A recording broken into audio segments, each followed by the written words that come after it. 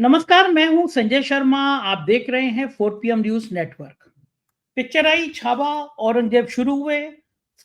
सालों सैकड़ों साल पुराने आदमी की कब्र खोदने को लेकर विवाद पैदा हुआ।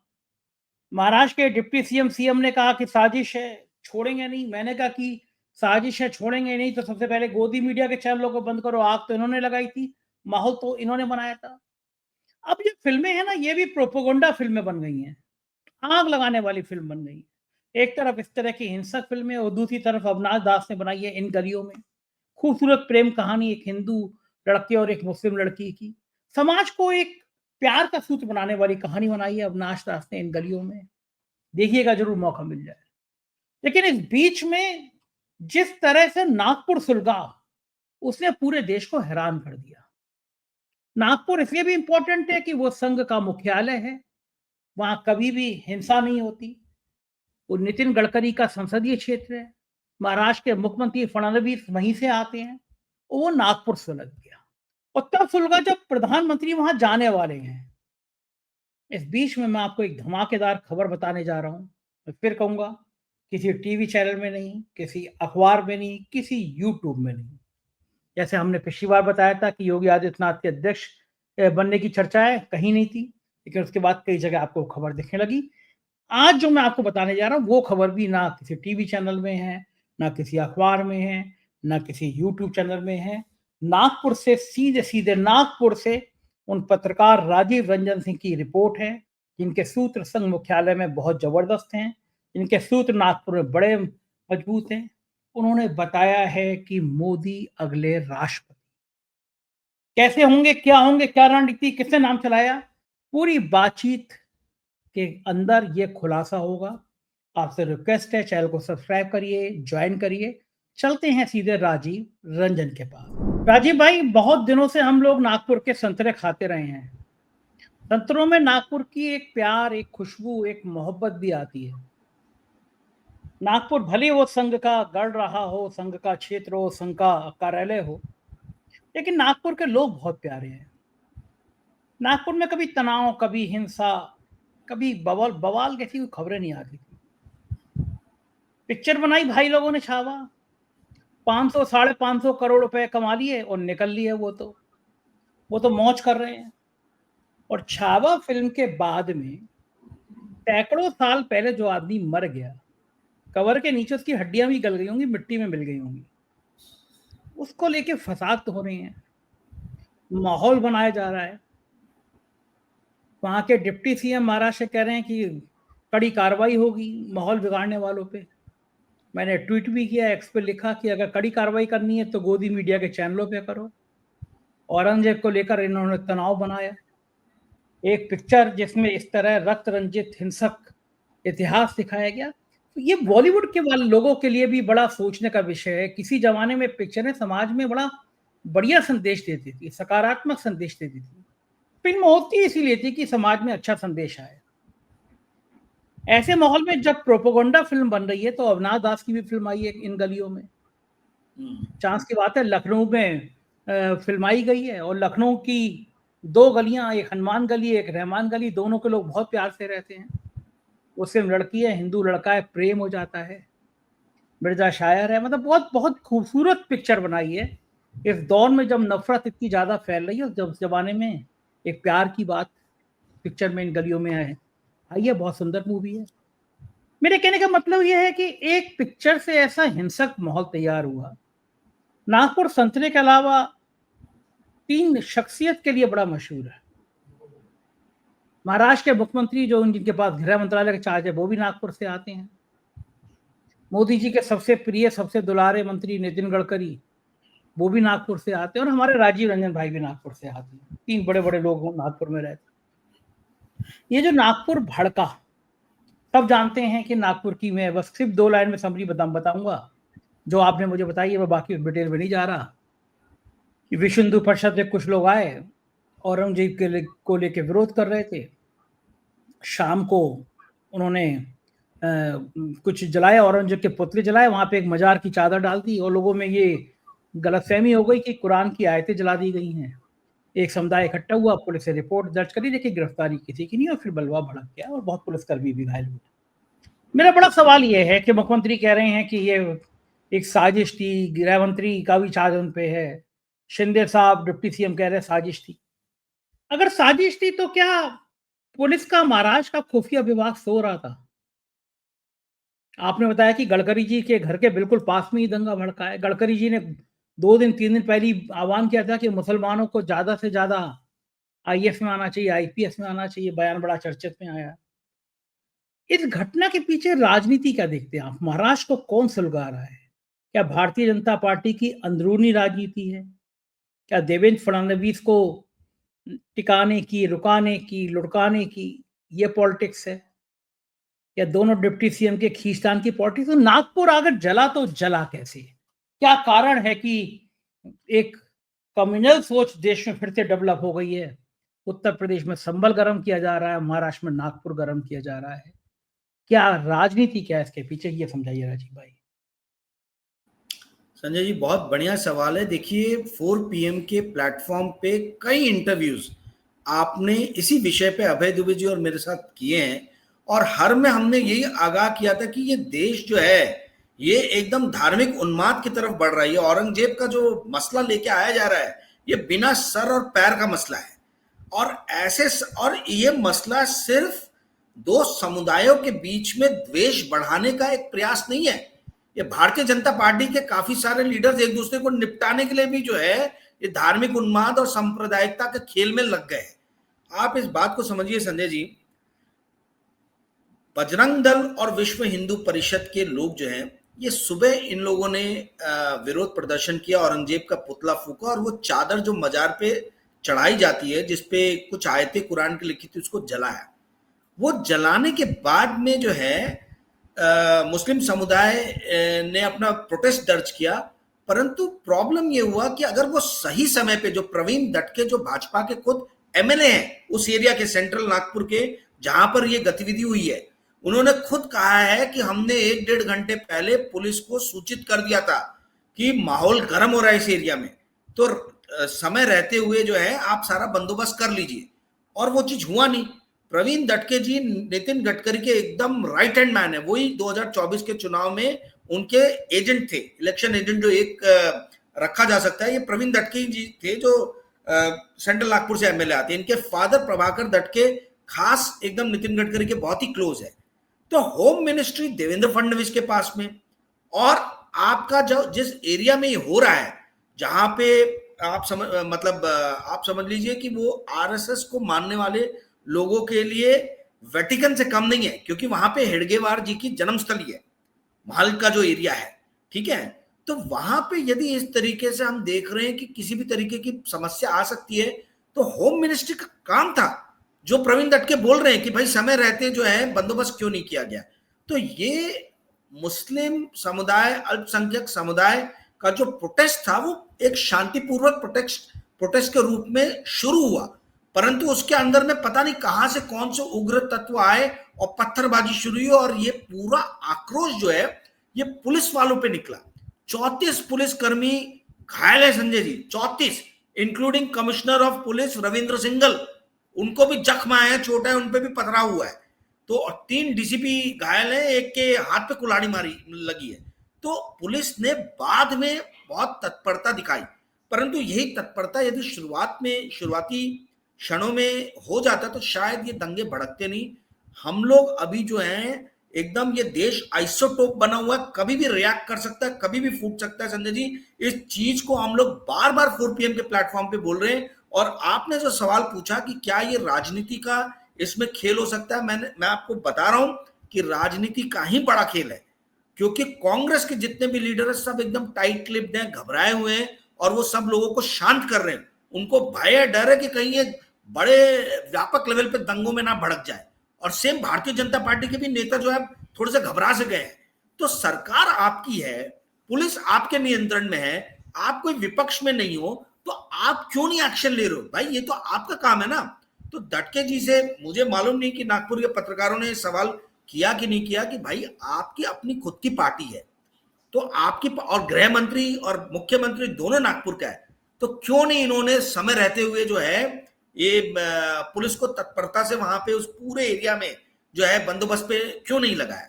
इसके पीछे एक बहुत गहरी मेरे को राजनीति नजर आ रही है, परंतु यदि हम उस चीज को बोलेंगे तो हो सकता है माहौल और बिगड़ जाए, इसलिए मैं बोलना नहीं चाहता हूँ। काफी आज पुलिस के बड़े पदाधिकारी जो रिटायर्ड हो गए हैं, ऐसे इन लोगों से मेरी बात हुई, उन्होंने यही कहा कि देखिए गोदी मीडिया जैसा काम आप लोग मत कीजिएगा, ये लोग आग में घी डालने का काम कर रहे हैं, आप लोग कुछ भी ऐसा मत बोलिएगा जिससे कि और तनाव जो है वो फैल जाए। तो आपको मालूम है 4 PM तो बहुत ही ज्यादा जिम्मेदार चैनल है, हम कभी ऐसी कोई बात नहीं करेंगे। इनफैक्ट हम तो बहुत पहले से लोगों को आगाह करते आ रहे हैं कि ये औरंगजेब का मसला जो है, इस मसले के बारे में आप ज्यादा ना सोचिए। चाइना ने लॉन्च कर दिया मानुस नाम का दूसरा आर्टिफिशियल इंटेलिजेंस जो है डीप सीक के बाद में। तो चाइना हमारा पड़ोसी, हमारा दुश्मन मुल्क कहां जा रहा है, साइंटिफिक थ्योरीज और साइंटिफिक रिसर्च पे इतना आगे बढ़ रहा है, और हम 350-400 साल पीछे जाके औरंगजेब पे दंगे कर रहे हैं। ये this is not at all acceptable Sanjay ji. ये पूरी मुझे जो लगता है भारतीय जनता पार्टी की जो अंदरूनी राजनीति है, खासतौर पे नागपुर शहर की जो राजनीति है भारतीय जनता पार्टी की, जो भारतीय जनता पार्टी 2 अलग हिस्सों में विभाजित हो गई है नागपुर शहर के अंदर में, उसका बहुत बड़ा असर इस मतलब दिख रहा है। जो पुलिस ने शुरुआती क्षणों में जो इफेक्टिव स्टेप्स जो लेने चाहिए थे वो नहीं लिए, और मेरी जहां तक जानकारी है किसी भी विश्व हिंदू परिषद या बजरंग दल के कार्यकर्ताओं को स्टार्टिंग में सुबह उस टाइम में अरेस्ट नहीं किया गया था जब प्रोटेस्ट दर्ज हुआ। उसके बाद यदि किया गया हो तो नहीं मालूम, 50 से ज्यादा लोग जो है उनको अरेस्ट किया गया है, 5 FIR लिखी गई है, और इसमें कितने कौन से समुदाय के हैं इसके बारे में मेरे पास में कोई जानकारी नहीं है। परंतु ये जो मुद्दा, ये जो दंगा भड़का है, इसको समय रहते पुलिस ने कंटेन कर लिया, नहीं तो ये बहुत व्यापक फैल सकता था। जी संजय जी, मुझे बताइए कि राजीव भाई, आमतौर पर मैं देखता हूं कि गडकरी साहब की भूमिका कभी भी इस तरह की नहीं रहती कि वो बीच में लोगों के बीच में, 2 समुदाय के बीच में तनाव पैदा करें, भले वो भारतीय जनता पार्टी में हो।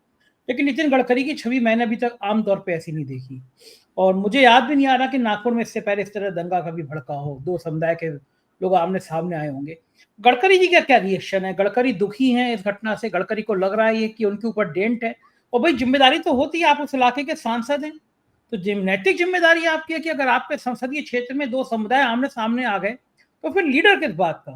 लीडर का मतलब होता है कि उसकी कॉन्स्टिट्यूंसी के लोग प्यार से रहे, मोहब्बत से रहे। क्या भूमिका है गडकरी जी की, क्या रिएक्शन है?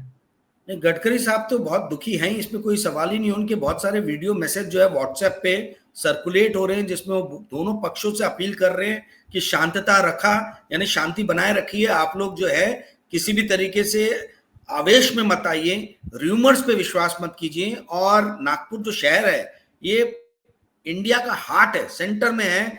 तो हमने हमेशा जब 1991 और 92 में भी जब दंगे हुए थे बाबरी मस्जिद विध्वंस के बाद में और बॉम्बे बम विस्फोट कांड के बाद, उस वक्त भी नागपुर शांत था, नागपुर में दंगे नहीं हुए थे। नागपुर में बहुत बड़ा क्रिश्चियन समाज रहता है, यहाँ पे बहुत बड़ा जो है मुस्लिम समाज जो है उसकी भी संख्या काफी अच्छी खासी है, और RSS का तो गढ़ी है, आपको पता है। हिंदू भी बहुत ज्यादा संख्या में रहते हैं, आउटसाइडर जो, क्योंकि यहाँ गवर्नमेंट बहुत सारे हेडक्वार्टर्स है, MECL हो गया आपका, IBM हो गया, GSI हो गया आपका, WCL हो गया, इनके बड़े बड़े ऑफिस और हेडक्वार्टर्स है। तो बहुत सारे रिटायर्ड लोग भी, गवर्नमेंट सर्वेंट्स भी रह रहे हैं जो इधर उधर के हैं। तो बड़ा प्यारा शहर है, यहाँ पे कभी भी इस तरीके की घटना होते हुए नहीं देखी गई है कि एकदम से धार्मिक उन्माद और विद्वेष फैल जाए, और वो भी ऐसे वक्त में जब चीफ मिनिस्टर महाराष्ट्र से आता हो, जब सेंटर में एक बहुत स्ट्रांग मिनिस्टर जो है वो नागपुर से आता हो। तो ये बड़ी ही मतलब अंदर खानों में इस चीज पे बहुत ज्यादा चिंता जाहिर की जा रही है। और ये ऐसा है संजय जी कि ऐसा लग रहा है कि एक सेंटर के लेवल पे वैक्यूम क्रिएट हो रहा है। नरेंद्र मोदी जैसे जैसे कमजोर होते जा रहे हैं, बहुत सारे भाजपा के लीडर जो हैं वो उस वैक्यूम को फिल करने के अभी से प्रयास में लग गए हैं। और ये वैक्यूम को फिल करने का जो मापदंड इन्होंने बनाया है वो ये है कि कौन कितना ज्यादा फंडामेंटलिस्ट हिंदू हो सकता है। ठीक है, तो वहां योगी जी जो हैं वो अलग नफरती भाषण दे रहे हैं, यहाँ पे महाराष्ट्र में जो है देवा भाऊ हमारे होम मिनिस्टर हैं, बट उनके नाक के नीचे इस तरीके के पहली बार मैं देख रहा हूँ नागपुर में कि दंगों का प्रयास हो रहा है, उसको बड़े लेवल पे फैलाने का प्रयास किया गया, परंतु पुलिस ने बाद में तत्परता दिखाई और उसको कंटेन किया। तो ये अभी जो भारतीय जनता पार्टी के अंदर में अपने वर्चस्व की लड़ाई जो है, जो नरेंद्र मोदी के बाद जो सेकंड कैटेगरी के जो लीडर्स आते हैं, वो उस लीडर की जगह लेने के लिए आपस में इनका स्ट्रगल चालू है। और सब के सब कट्टर जो तत्व हैं, चाहे बजरंग दल हो, चाहे विश्व हिंदू परिषद हो, चाहे आरएसएस हो, इनका जो है समर्थन चाहते हैं। और ये समर्थन आपको तभी मिलेगा जब आप अपने आप को जो है सबसे ज्यादा कट्टर हिंदू जो है ये बना के अपने आप को प्रस्तुत कर सको। तो ये पूरी लड़ाई जो है वो मुझे जो मोटा मोटी समझ में आ रही है वो यही आ रही है कि हिंदुओं के हम कैसे हिंदू हृदय सम्राट है, हम हिंदुओं को ओपन छोड़ रहे हैं, हृदय सम्राट है। और चूंकि हम हिंदू हृदय सम्राट हैं, इसलिए भारतीय जनता पार्टी का जो टॉप पोजीशन है उसके हम हकदार हैं। ये पूरी लड़ाई, पूरी कवायद जो है मुझे इस तरीके से नजर आ रही है कि आने वाले दिनों में ये और ज्यादा तीव्र हो सकती है संजय जी। और इसीलिए इस देश के लोगों को बहुत जरूरी है कि वो लोग आपसी प्यार भाईचारे के साथ रहें। अविनाश दास जी का आपने नाम लिया, बहुत जरूरी है कि मूवीज जो हैं अब इन तर्जों पे बने जहां पे धार्मिक जो है उन्माद के बदले धार्मिक सौहार्द दिखाया जाए, जहां पे एकता की बात की जाए। झूठी खोखली राष्ट्रीयता जो है वो इस देश के कोई काम नहीं आने वाली है, एजेंडा मूवी कोई काम आने नहीं वाली है। ये इन्होंने हॉलीवुड से फॉर्मूला चुराया है, जैसे रोनाल्ड रेगन ने हॉलीवुड को यूज करके जो है रिपब्लिकन पार्टीज का वर्चस्व स्थापित किया। 12 साल तक लगातार रिपब्लिकन पार्टीज वहां पे रही, just because of the help of Rocky, Rambo, इस टाइप की मूवीज बनी जहां पे अमेरिकन जो है सुप्रीमेसी, एक्सेप्शनलिज्म अमेरिकन वो नजर आया। वही चीज कुछ करने का प्रयास अब जो है इंडिया में चल पड़ा है। ये बहुत घातक है। अमेरिका इंग्लिश स्पीकिंग लोगों का है मोस्टली। इंडिया में 50 भाषाएं हैं, हर कोस पे भाषा बदलती है। इंडिया में 50 अलग अलग प्रांत है, अलग अलग धर्म के मानने वाले लोग हैं। वहां मोस्टली जो है white English speaking church going लोग हैं। तो हम उनके अगर तर्ज पे चल पड़ेंगे, जो यूनिफॉर्म नेशन है उसके तर्ज पे ये विविधता वाला नेशन नहीं चल सकता है। तो बहुत जरूरी है कि हमारे जो फिल्म के जो लोग हैं, जो अभिनय की दुनिया से आते हैं, रंगमंच की दुनिया से आते हैं, यदि वो आज का प्रोग्राम देख रहे हैं तो मैं उनसे निवेदन करना चाहूंगा कि स्क्रिप्ट ऐसे लिखे जो देश को बांधे, देश को तोड़ने का विघटन का काम ना करे। तो अभी ये बहुत ज्यादा इंपॉर्टेंट है। देखिए संजय जी, पॉलिटिक्स बहुत गंदी होने वाली है आने वाले दिनों में, खासतौर पे भाजपा की अंदरूनी पॉलिटिक्स। तो इसका हम लोगों को उससे इम्पैक्ट नहीं होना चाहिए, दिमाग पे हावी नहीं होना चाहिए और लोगों को खुद को अपना इस्तेमाल नहीं होने देना चाहिए। यही मेरी गुजारिश है। जी संजय जी। इक्विटी की बात करें, राजीव जी बहुत अच्छी बात कह रहे हैं। एक चीज और पूछना चाहूंगा कि 2-3 दिन बाद प्रधानमंत्री नरेंद्र मोदी नागपुर आ रहे हैं और वो संघ मुख्यालय में शायद जाएंगे या मोहन भागवत से मीटिंग करेंगे, कहीं ना कहीं बात है। और प्रधानमंत्री का नागपुर दौरा इसलिए भी बड़ा महत्वपूर्ण है कि शायद इस बैठक में प्रधानमंत्री नतमस्तक हो जाए मोहन भागवत से कि मुझे माफ कर दो, बीजेपी का अध्यक्ष संजय जोशी और योगी आदित्यनाथ को बनाने की मत सोचो। हम जिसको कह रहे हैं हमारा कोई चंपू टाइप का, खट्टा वट्टा टाइप का आदमी बना दो, मनोहर लाल खट्टा वट्टा टाइप का आदमी बना दो, लेकिन मत भिड़ो भैया, हम नतमस्तक हो रहे हैं। मोदी के आने से पहले नागपुर सुलग रहा है। ये जो मोदी का दौरा है, मोदी की बैठक है मोहन भागवत से, इसमें पार्टी के अध्यक्ष की कुछ धुंध साफ होगी। मोहन भागवत क्या झुकेंगे? पूछेंगे कि ये जेपी नड्डा की कितनी हैसियत थी कि जेपी नड्डा ने कह दिया कि संघ कौन होता है और संघ के बिना हम चुनाव जिता लेंगे। मोहन भागवत जी मुस्कुराते हुए कहेंगे कि भले तुमने कार्यालय बनवा दिए देश में, मुझे ब्लैक सिक्योरिटी और ब्लैक कैट कमांडो और जेड प्लस प्लस सिक्योरिटी दे दी, लेकिन संघ की इज्जत पे तो डेंट मार ही दिया मोदी जी। तो अब तो ठाकुर साहब का हिसाब बराबर होगा। पिक्चर को डायलॉग था ना, तो ठाकुर साहब का हिसाब बराबर होगा। तो ये मोहन भागवत का और मोदी का जो मीटिंग है, सुलगावा नागपुर है, इसके बीच में दोनों की मीटिंग है, इसकी क्या सूचना है आपके पास? यही सबसे इम्पोर्टेंट है। आज जो नेता लोग यहाँ बात कर रहे थे वो यही इसी चीज पे बात करते। कांग्रेस के लीडर से मैंने बात किया, उन्होंने कहा कि देखिए मोहन भागवत और नरेंद्र मोदी 30 तारीख को मिलने वाले। ये हम लोगों ने ब्रेक किया था 4 PM पे 1 महीने पहले कि नरेंद्र मोदी नागपुर आने वाले हैं। और पहली बार संभवतः ऐसा होगा कि नागपुर में जो आरएसएस का टर्फ है वहां पे वो मोहन भागवत के साथ में प्लेटफॉर्म साझा करें। इसके पहले अलग अलग जगहों पे किया, पर नागपुर में पहली बार करेंगे।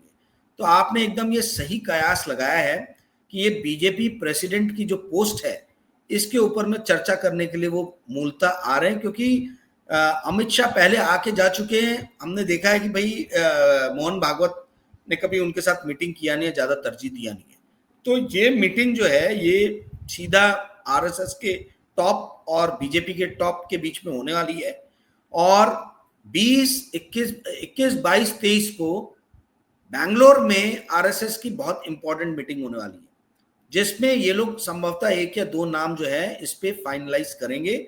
और वो दोनों नाम मैंने और आपने पिछले एपिसोड में डिस्कस किया था कि संजय जोशी और योगी आदित्यनाथ उसमें टॉप पे चल रहे हैं, दोनों के दोनों लोग। ठीक है, अब कौन झुकता है, मोदी जी झुकते हैं कि भागवत जी झुकते हैं, ये देखने वाली बात होगी।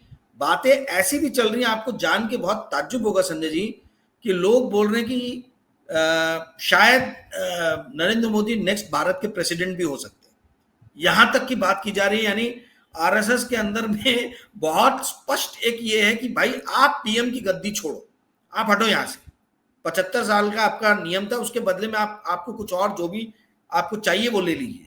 तो इस तरीके की भी बातें यहाँ पे कर रहे हैं कि भाई बड़ी बड़ी बड़ी महत्वपूर्ण बात बता रहे हैं आप कि क्या संघ कार्यालय में संघ के जुड़े लोगों में के बीच में, संघ के करीबी लोगों के बीच में ये चर्चा हो रही है कि नरेंद्र मोदी को भारत का राष्ट्रपति बना दिया जाए, अगला राष्ट्रपति बना दिया जाए। बिल्कुल, मैं आपको देखो एक चीज संजय जी, जिसपे कोई चर्चा नहीं करता है और जो मूल बात है वो समझने की जरूरत है। बड़ी जबरदस्त बात बताइए राजीव भाई आपने, ये तो मतलब इस कोई पे चर्चा चल रही है अंदर, तोते उड़ जाएंगे हाथों की अगर ये बात भी हो सकती है। देखिए एक चीज समझने की जरूरत है संजय जी, एक 2-3 हफ्ते पहले के इंटरव्यू में मैंने हल्का सा टच किया था, वो ये है कि संघ को हम एक सांस्कृतिक संगठन समझते हैं, पर आज की डेट में संघ एक सांस्कृतिक संगठन नहीं है, ये एक एंटरप्राइज हो गया है, ये कॉन्ग्लोमरेट हो गया, इसके 80 अनुषांगिक संगठन है। उन संगठनों को चलाने के लिए पैसा चाहिए, वो पैसा कहां से आ रहा है? ये हाई टाइम है कि संघ के फाइनेंशियल जो है, फाइनेंस जो है, उसके ऊपर संघ खुद से सामने आके जो है वो बयानबाजी करे, वो डिस्क्लोजर दे, क्योंकि बहुत तमाम तरीके की चर्चाएं चल रही है जो संघ के लिए खुद के लिए अच्छी नहीं है। तो यदि संघ को चाहिए कि भाई लोगों के बीच में अगर उनको अपनी इमेज ठीक करनी है तो उनको अपने फाइनेंशियल्स डिस्क्लोज करने होंगे। फाइनेंशियल्स क्यों नहीं संघ डिस्क्लोज कर रहा है, और सबसे बड़ी बात कि सरकार क्यों नहीं करा रही है।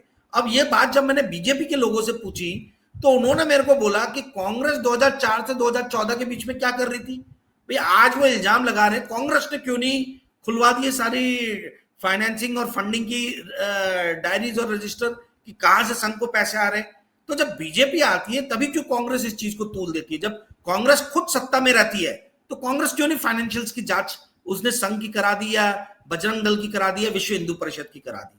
तो ये अब एक दूसरे के ऊपर में आरोप प्रत्यारोप हो रहे हैं, परंतु संघ के लिए ये जरूरी है कि संघ अपने फाइनेंस को लेके जो है कि उसको कहां से कितना अनुदान आ रहा है, कौन अनुदान कर रहा है। ये 80 संगठन जो आपके चल रहे हैं, इस 80 संगठन का लाइफ ब्लड मनी है। मनी, लोग तो हैं ही, लोग तो आपके प्रचारक आपको मिल जा रहे हैं, परंतु संगठन चलाने के लिए बहुत ज्यादा पैसा चाहिए।